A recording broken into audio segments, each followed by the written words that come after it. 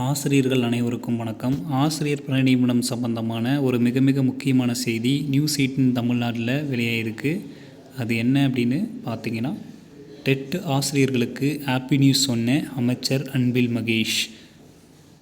உச்சநீதிமன்றத்தை நாடும் தமிழ்நாடு அரசு அப்படிங்கிற தலைப்பில் செய்தி வெளியாகிருக்கு.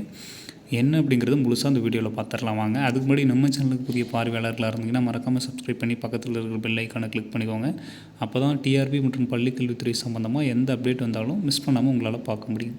சரி, வாங்க வீடியோக்குள்ளே போகலாம். அதாவது டெட் ஆசிரியர்களுக்கு ஹாப்பி நியூஸ் சொன்ன அமைச்சர் அன்பில் மகேஷ். உச்சநீதிமன்றத்தை நாடும் தமிழ்நாடு அரசு. உச்சநீதிமன்றம் சமீபத்தில் ஆசிரியர் பணிக்கு டெட் தேர்வு கட்டாயம் என தீர்ப்பளித்தது.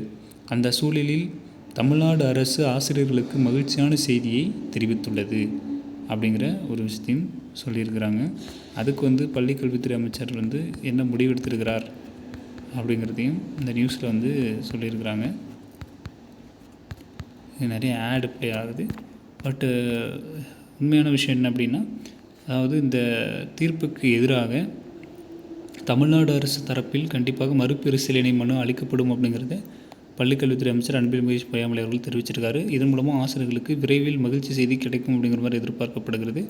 அதாவது ஆசிரியர் சங்கங்களை சார்ந்த பிரதிநிதிகளோடு பல்வேறு கட்ட விசாரணைகளுக்கு பிறகு இந்த முடிவு எடுத்திருக்காங்க அப்படிங்கிறது குறிப்பிடத்தக்கது. மேலும் இந்த மாதிரி தகவல்கள் நம்ம சேனலோடு இணைந்திருங்கள். நன்றி.